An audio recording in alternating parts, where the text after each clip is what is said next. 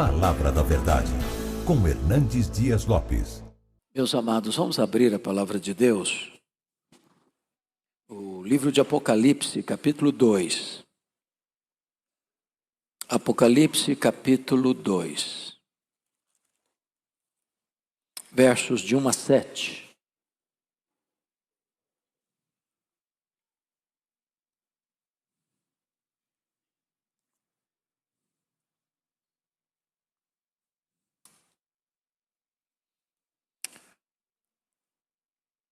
Ao anjo da igreja em Éfeso escreve: Estas coisas diz aquele que conserva na mão direita as 7 estrelas e que anda no meio dos 7 candeeiros de ouro.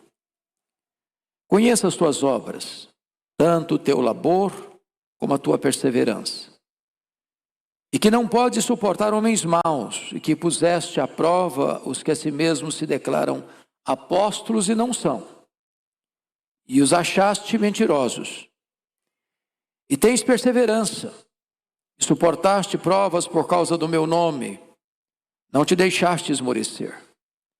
Tenho, porém, contra ti que abandonaste o teu primeiro amor. Lembra-te, pois, de onde caíste.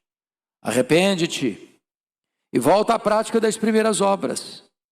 E se não, venho a ti e moverei do seu lugar o teu candeeiro, caso não te arrependas. Tens, contudo, a teu favor que odeias as obras dos nicolaítas, as quais eu também odeio. Quem tem ouvidos, ouça o que o Espírito diz às igrejas. Ao vencedor dar-lhe-ei que se alimente da árvore da vida e se encontra no paraíso de Deus. Amém. Eu quero fazer uma breve retrospectiva do começo da história do cristianismo no primeiro século até esse momento onde Jesus envia esta carta à igreja de Éfeso. Vocês bem sabem que quando Jesus nasceu em Belém da Judeia, quem governava o Império Romano era César Augusto. Ele reinou do ano 27 a.C. ao ano 14 depois de Cristo. Depois ele é sucedido pelo seu filho adotivo, Tibério César, que governou do ano 14 ao ano 37 da era cristã, foi quando Jesus morreu na cruz e ressuscitou. E a obra missionária começa a se expandir. Depois ele é sucedido por Calígula, que tem um reinado breve, de 37 a 41. Foi um homem muito perverso e foi assassinado. Depois vem Cláudio, do ano 41 ao ano 54, quando houve a grande fome no mundo, profetizada por Ágabo. E os judeus foram expulsos de Roma, e Paulo então faz o levantamento de uma grande coleta para os pobres da Judéia. Cláudio é sucedido por Nero, que governa de 54 a 68. E ele foi um homem perverso, cruel, depravado, mandou matar inclusive a sua própria mãe. Foi no seu governo que Roma foi incendiada no ano 64, e foi no seu governo que os apóstolos Paulo e Pedro foram martirizados. Depois da morte de Nero em 68, aliás, suicídio, em 69 até 79, governa Vespasiano. E era o governo de Vespasiano que Jerusalém cai nas mãos dos romanos no ano 70 e há a dispersão dos judeus. E nesse mesmo ano 70 é inaugurado o Coliseu Romano, o Anfiteatro da Morte. Depois assume brevemente o governo Tito Flávio, aquele general que tomou Jerusalém no ano 70. Mas em 81 até 96 governa Domiciano, chamado de o segundo Nero, pela maneira tão cruel e perversa como atacou e perseguiu a igreja de Deus. É no período então de Domiciano que os apóstolos de Jesus estão mortos, e todos, com exceção de João, estão mortos pelo viés do martírio. João é pastor em Éfeso, a capital da Ásia Menor. Quando ele é deportado para ilha vulcânica do mar Egeu, uma espécie de colônia penal, a ilha de Patmos. De certa forma, aquela era uma prisão condenatória à morte, porque o prisioneiro ficava ali em trabalhos forçados até a morte. As portas estavam todas fechadas para João, que já era um homem muito idoso nessa época. Mas quis Deus que o destino da história não estivesse nas mãos de Domiciano, porque Deus nunca abriu mão de ter as rédeas da história em suas poderosas mãos. Então aquilo que parecia ser o fim da igreja, era uma porta aberta de esperança para a igreja. E João ali em Patmos tem uma revelação do Senhor Jesus Cristo, o Cristo glorificado, que aparece para ele de uma maneira tão linda e tão extraordinária. Seus cabelos brancos como a neve, seus olhos como chamas de fogo, seus pés como de bronze polido, sua voz como voz de muitas águas, suas mãos sustentando a igreja, seu rosto brilhando como o sol no seu fulgor. E diz a Bíblia que João, ao ver o Cristo da glória, cai como morto aos seus pés, e o Senhor põe a mão direita sobre ele e diz: não temas, João, eu sou o primeiro e o último, eu estive morto, mas estou vivo pelos séculos dos séculos, e tenho as chaves da morte e do inferno. E ali então o Senhor ordena a João escrever igrejas, as 7 igrejas: Éfeso, Esmirna, Pérgamo, Tiatira, Sardes, Filadélfia e Laodiceia. É importante destacar, meus amados irmãos, que a cidade de Éfeso era uma cidade muito importante. Ela era a capital da província da Ásia. A cidade de Éfeso, na época, tinha mais de 300 mil habitantes. A cidade de Éfeso era uma cidade fortemente marcada pela idolatria, porque era uma cidade que hospedava uma das 7 maravilhas do mundo antigo, o templo da deusa Diana, um templo jônico de mármore, bordejado de ouro, um colosso de construção 4 vezes maior do que o Partenon. Os nichos do templo eram o principal produto a ser vendido para os turistas ou comerciantes que chegavam na cidade. Além do que, Éfeso era a sede de um ocultismo muito forte. Muita gente ligada à feitiçaria e ao ocultismo. Se não bastasse isso, Éfeso era também um dos principais centros de adoração ao imperador. E diz a Bíblia que Paulo vai para lá, na sua 3ª viagem missionária, e fica nessa cidade 3 anos. E aqui, meus amados, eu vejo um dos maiores avivamentos da história. Porque pensem comigo, uma cidade de 300 mil habitantes, chega um pregador.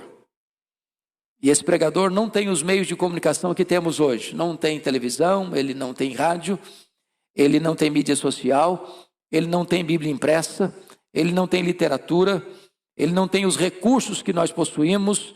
E diz a Bíblia que em 3 anos que Paulo ficou ali, a idolatria entra em colapso, os feiticeiros se convertem e queimam os seus livros em praça pública, a palavra de Deus prevalece na cidade, e daquela igreja, outras igrejas são plantadas em toda a província, como Esmirna, Pérgamo, Tiatira, Sardes, Filadélfia, Laodiceia, Colossos e Hierápolis. Um grande avivamento espiritual.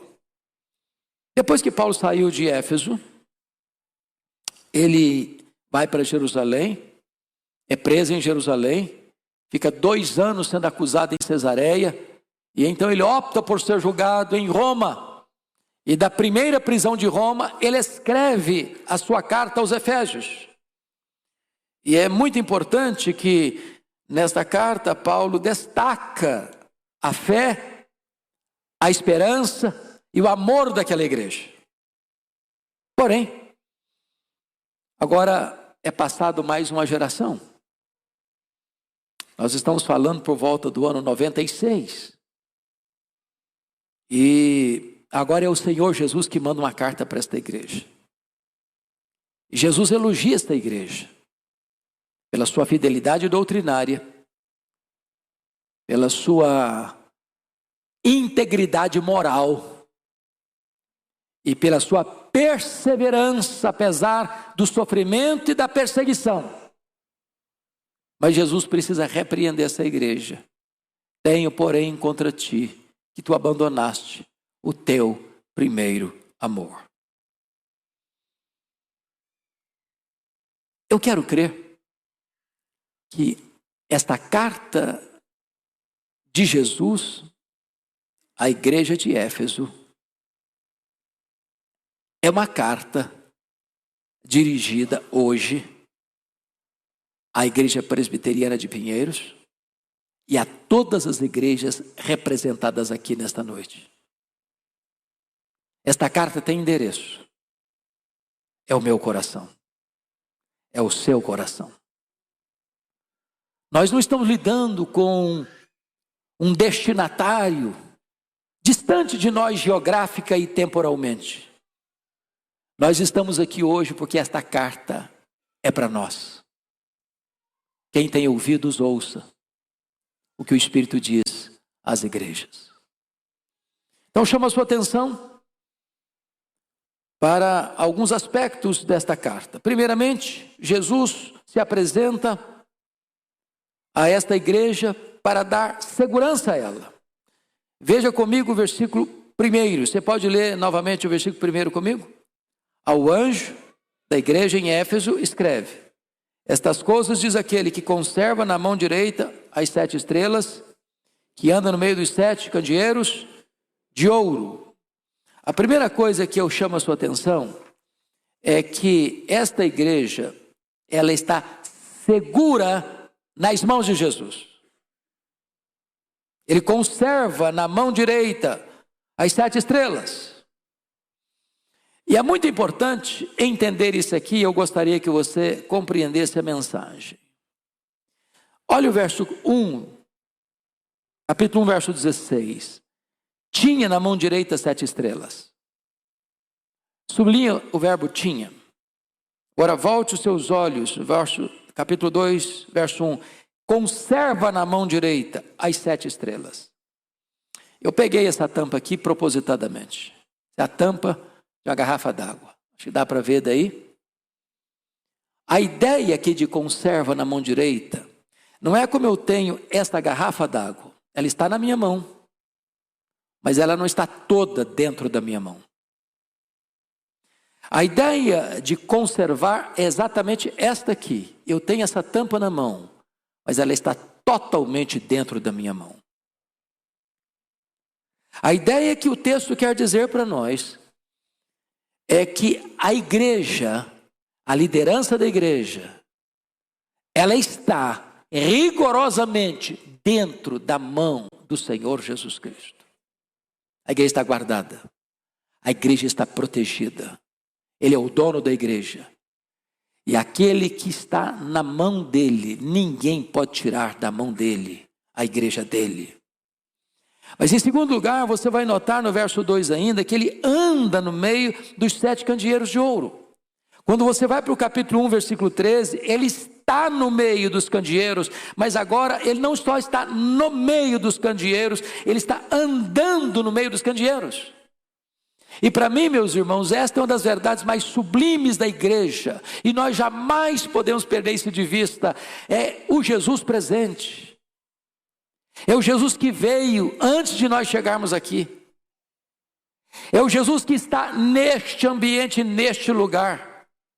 É o Jesus que está andando entre os candeeiros e andando para sondar, para corrigir, para exortar, para consolar, para fazer promessas. Ele está aqui.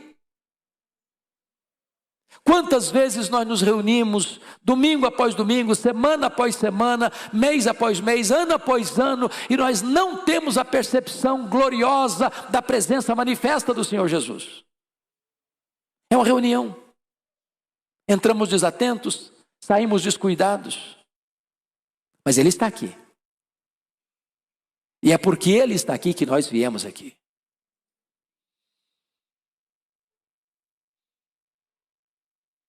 Mas veja você, o segundo ponto. O noivo agora, que é o Senhor Jesus Cristo, ele vai elogiar a igreja pelas suas virtudes. Observe comigo. A primeira coisa que Jesus elogia nesta igreja é a sua fidelidade à doutrina. Versos 2 e 3. Você pode ler o versos 2 e 3 comigo? Vamos juntos? Conheço as tuas obras, tanto o teu labor como a tua perseverança, que não pode suportar homens maus, que puseste à prova os que a si mesmos se declaram apóstolos e não são, e já achaste mentirosos, e tens perseverança, suportaste prova por causa do meu nome, e não te deixaste esmorecer. O que o Senhor está dizendo é que esta igreja tinha permanecido fiel às Escrituras, à sã doutrina. Os anos se passaram e vocês se lembram que Jesus já tinha alertado lá no Sermão do Monte sobre o perigo dos falsos profetas, travestidos de ovelhas, mas eram lobos. Quando Paulo, saindo dessa igreja aqui de Éfeso, encontra os presbíteros de Éfeso no porto de Mileto, ele alertou aqueles presbíteros de que os lobos estavam prestes e prontos a entrar na igreja para devorar as ovelhas. Esta igreja permaneceu fiel. Esta igreja sabia distinguir o que era um apóstolo de Cristo e o que era um falso apóstolo, o que trazia verdade e o que não trazia verdade. E eles rechaçaram, e eles rejeitaram os falsos apóstolos, porque eles não abriam mão da verdade da sã doutrina.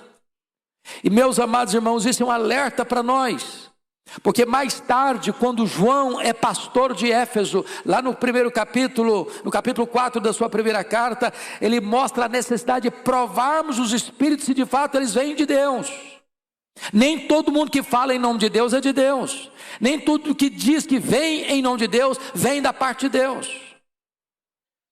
Isso significa uma coisa: nenhuma igreja pode agradar a Jesus se ela abre mão da verdade, se ela prega o que o povo quer ouvir e não o que o povo precisa ouvir, se ela abre mão da verdade para tornar a mensagem mais palatável, mais ao gosto das pessoas, mas negligencia a verdade que não pode ser mudada, não pode ser caducada, não pode ser ressignificada, não pode ser atualizada, porque ela é eterna palavra de Deus que jamais passará. Então, essa igreja era uma igreja fiel à doutrina. Mas notem vocês que essa igreja, conforme o verso 2, ela não suportava e não tolerava heresia, porque o texto diz: não pode suportar homens maus, puseste à prova os que a si mesmos declaravam apóstolos. Preste atenção nisso. Apostolado é uma delegação exclusiva do Senhor Jesus, é Ele quem constitui o apóstolo. Nenhum ser humano pode constituir-se a si mesmo apóstolo. E aquela igreja colocava à prova isso. Aqueles que se declaravam apóstolos, mas não eram. Mas mais do que isso, irmãos, essa igreja tinha zelo moral. Olha o versículo 6 comigo. Leia o 6 em voz alta comigo. Tens, contudo, a teu favor, que odeias as obras dos nicolaítas, as quais eu também odeio. Há pouco tempo eu preguei um sermão aqui, baseado em Eclesiastes 3, e às vezes nós colocamos Deus apenas pela metade. Nós achamos que Deus é apenas o Deus da vida, mas não é o Deus da morte. Há tempo de viver e tempo de morrer. É Deus quem dá vida, é Deus quem tira a vida. Às vezes nós só olhamos para o Deus do amor, mas não olhamos para o Deus do ódio. Pois Deus ama e Deus odeia também. Deus ama o bem e odeia o mal. A igreja odiava as obras dos nicolaítas e Jesus dizia: eu também odeio. O que era a obra dos nicolaítas?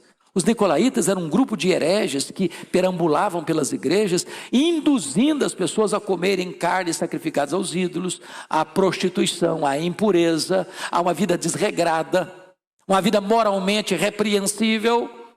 E essa igreja tinha zelo pela doutrina e zelo pela ética, zelo pela verdade, zelo pela conduta, zelo pelo credo, zelo pela vida prática de santidade. A pergunta é: será que isso que Jesus está escrevendo para esta igreja é oportuno para a igreja brasileira contemporânea? Será que há igrejas hoje que têm transigido, aberto mão da verdade, pregado um outro evangelho, deixado de pregar o evangelho da cruz, para pregar um evangelho de prosperidade? Uma igreja inclusivista, que diz: venha como você está e permaneça como você quiser, ninguém vai mexer com você aqui.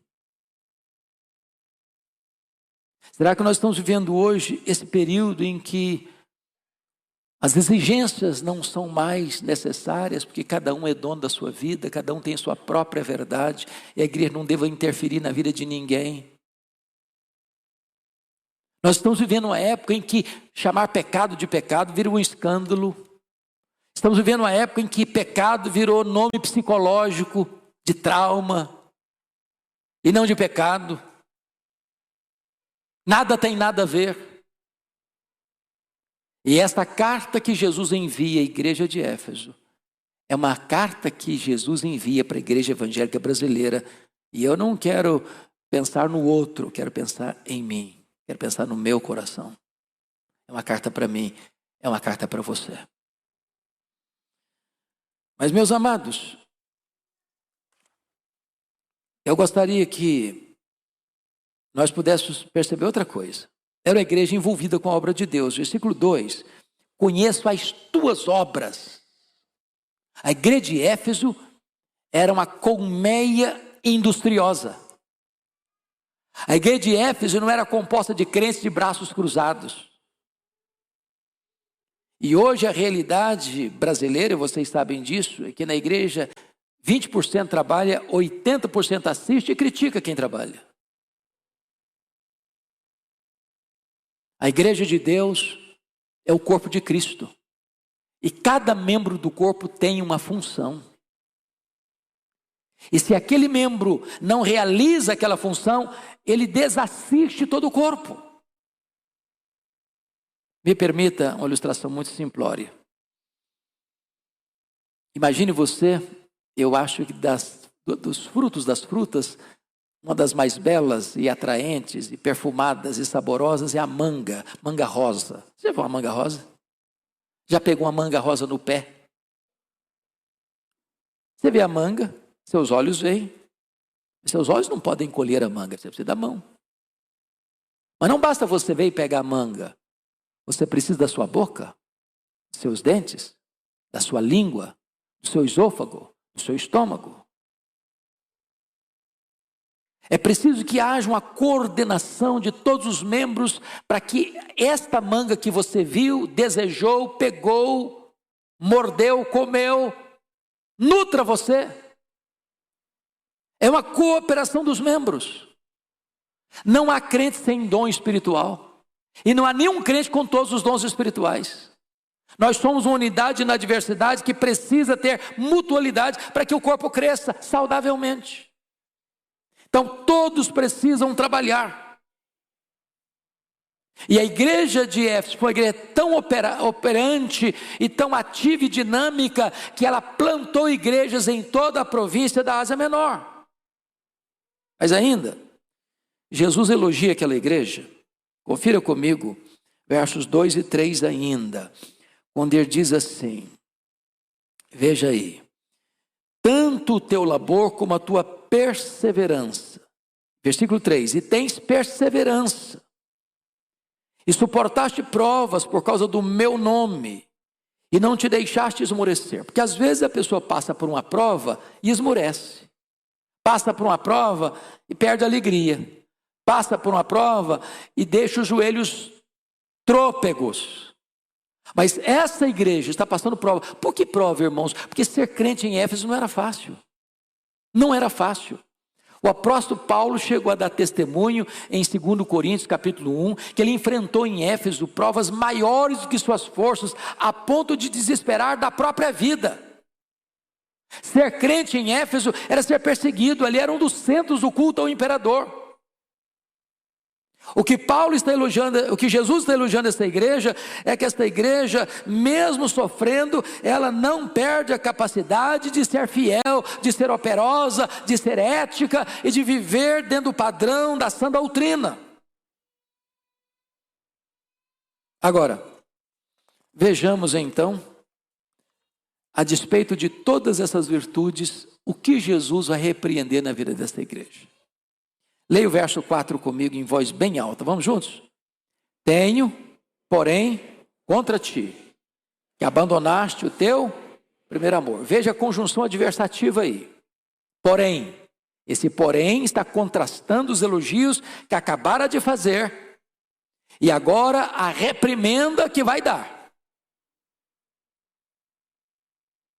Tem muitas virtudes, mas tem um defeito aí que precisa ser corrigido. Porque alguém podia argumentar, bom, os nossos virtudes são tantas que a gente não precisa nem ficar prestando atenção no defeito, não é verdade? As nossas virtudes superam os nossos defeitos. Não, tem virtude, vão ser pontuadas, vão ser destacadas, vão ser elogiadas, mas tem um problema que precisa ser corrigido. Agora notem, ele não diz assim, preste atenção aqui, versículo 4. Tenho, porém, contra ti. A postura de Jesus é ele fazer uma acusação direta. Contra ti eu tenho uma coisa contra ti. Que abandonaste o teu primeiro amor. Então a grande pergunta é a seguinte: quando é que uma igreja abandona o primeiro amor? Primeiro, quando nós substituímos o amor a Jesus pela ortodoxia e pelo trabalho. Irmãos, aqui está um perigo grande. Porque veja você que a ortodoxia e o trabalho são coisas boas que Jesus acaba de elogiar. Mas há um grande perigo da igreja ter tanto zelo pela sã doutrina e defender de tal maneira a sã doutrina, que defender a sã doutrina substituiu o relacionamento pessoal com o Senhor Jesus. E de repente a pessoa, ela entra com tanta força na apologética cristã, na defesa da fé, que ela, ao defender a verdade, ela perde a piedade. Ela se torna seca, árida. Ela põe a vida cristã num piloto automático. Ela se torna ácida, cáustica.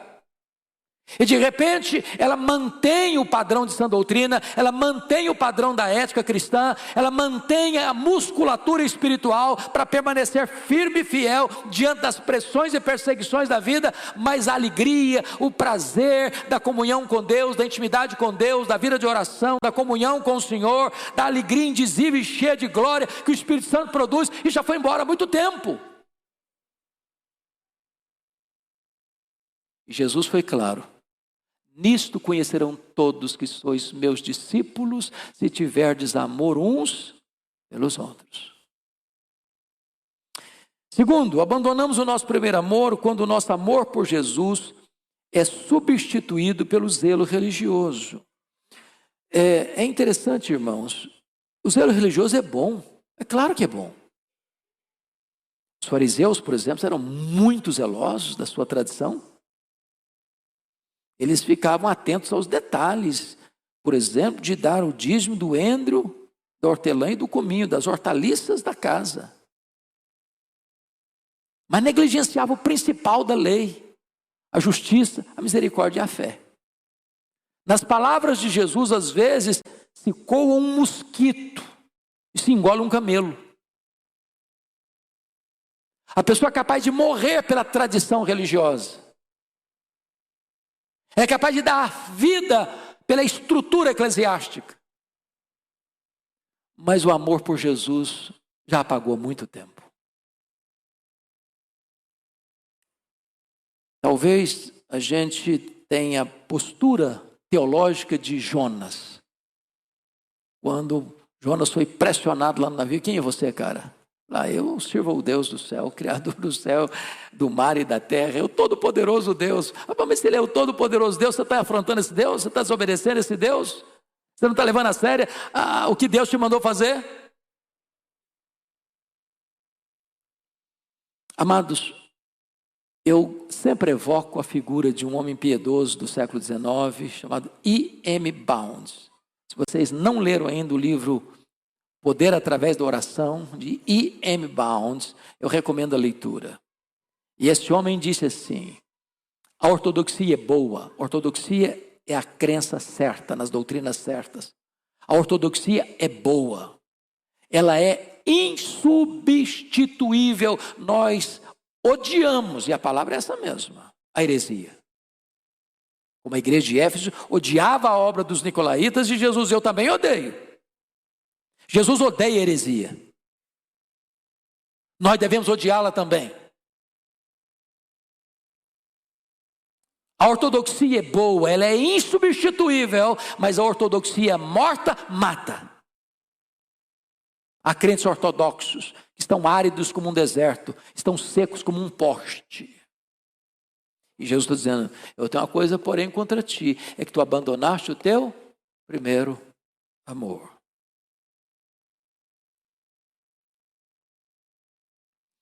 Mas nós abandonamos o nosso primeiro amor, meus irmãos, quando nós temos a capacidade de examinar os outros e encontrar os erros nos outros, mas não temos a capacidade de examinar a nós mesmos e encontrar os erros em nós mesmos. Notem vocês que a igreja tem percepção espiritual de distinguir os falsos apóstolos, de odiar as obras dos nicolaítas. Eles estão corretos no seu diagnóstico dos problemas dos outros, mas eles não conseguem olhar para eles mesmos e perceberem que no coração deles mesmos o amor a Jesus já se apagou. Eu acho que esse problema não é apenas deles. Esse é um problema meu, esse é um problema seu, esse é um problema nosso. Nós somos muito mais especialistas em enxergar o problema dos outros do que ver o nosso próprio problema. Finalmente, Jesus dá uma chance àquela igreja de um novo recomeço. Leia o verso 5 comigo, pode ler? Vamos lá, juntos. Lembra-te, pois, de onde caíste, arrepende-te e volta à prática das primeiras obras. E se não venho a ti, e moverei do seu lugar o teu candeeiro, caso não te arrependas. A primeira coisa que Jesus trata aqui é: lembra-te, pois, de onde caíste. O passado precisa novamente tornar-se um presente vivo. Agora, para onde precisamos retornar? Para o ponto do qual nos desviamos. Jesus não está mandando você ficar relembrando os seus pecados, remoendo os seus pecados, como alguns testemunhos, testemunhos que acontecem nas igrejas. O cara conta as mazelas, as misérias, as desgraças da vida e cavuca todos os porões da iniquidade. E lá uma meia frase: a Jesus me libertou. Mas ele falou tanta bobagem, tanta besteira, jogou tanto lixo no ventilador, que aquilo não foi um testemunho, aquilo foi um desastre. Não é lembrar as coisas erradas que você fez, não. É lembrar de onde você estava. Volta lá, volta lá, volta lá.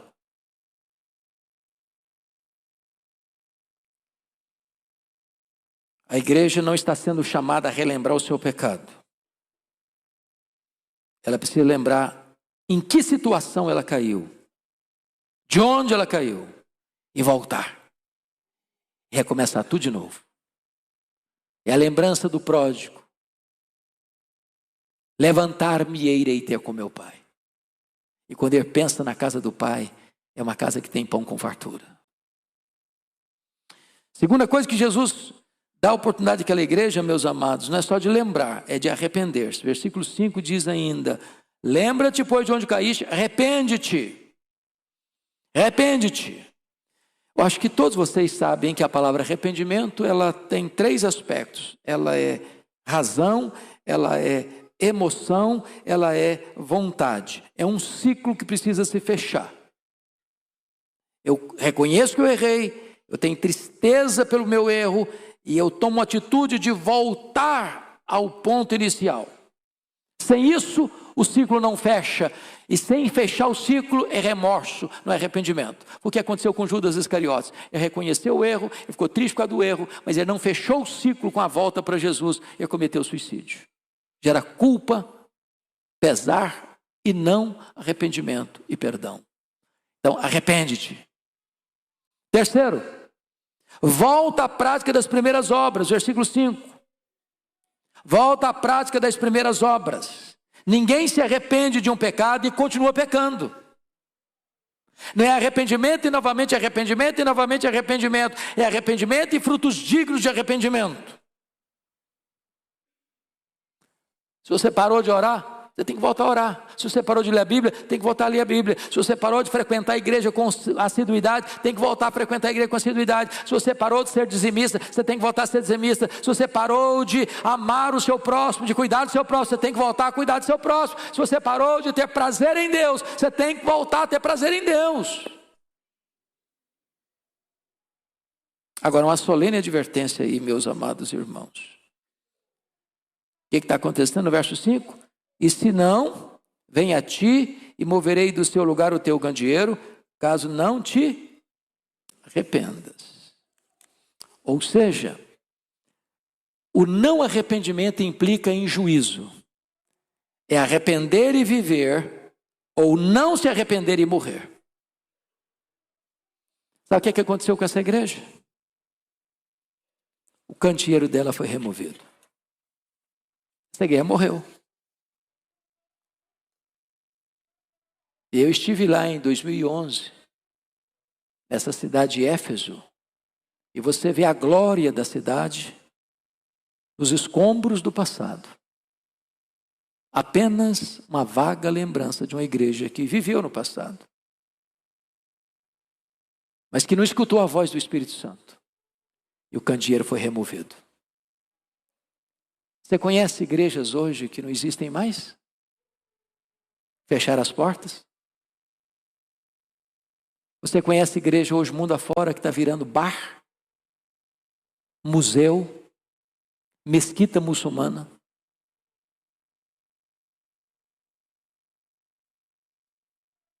Candeeiro é feito para brilhar. Se ela não brilha mais, não tem relevância. Esse alerta, meus irmãos, não foi só para a igreja de Éfeso, esse alerta é para a igreja brasileira, esse alerta é para você e para mim.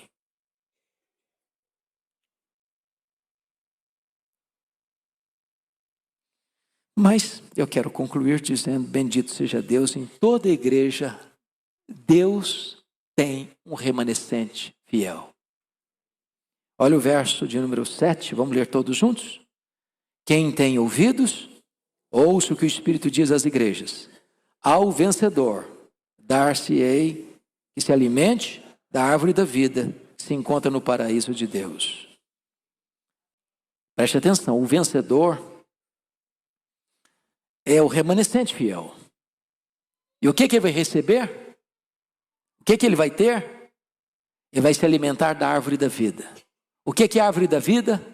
É um símbolo da vida eterna. O que é vida eterna? É conhecer a Deus. O que vai ser o céu? É conhecer a Deus. Porque Deus é amor, o céu vai ser um ambiente de amor. O que Jesus está mandando a igreja fazer? Voltar ao primeiro amor. E o céu é um lugar onde o amor nunca vai precisar cessar e nem diminuir, porque nós estaremos para sempre com o Senhor e Ele é amor, e então o clima do céu vai ser amor. Aqui permanece a fé, a esperança e o amor, esses três, mas o maior desses é o amor, porque não vai ter necessidade de fé, nem necessidade de esperança no céu, mas o amor vai viver no céu, vai reinar no céu, porque o amor é o ambiente do céu.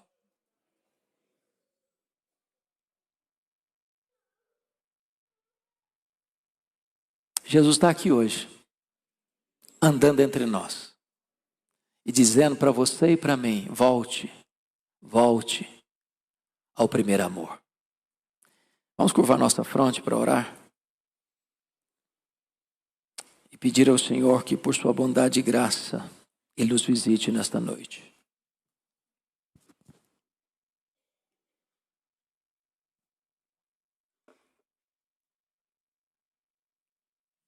Deus, todos nós estamos aqui, debaixo da autoridade da Tua palavra. Não somos melhores do que ninguém. Fomos alcançados por tua graça e por tua misericórdia. A exortação desta noite não é uma mensagem antiga, endereçada a uma igreja antiga apenas.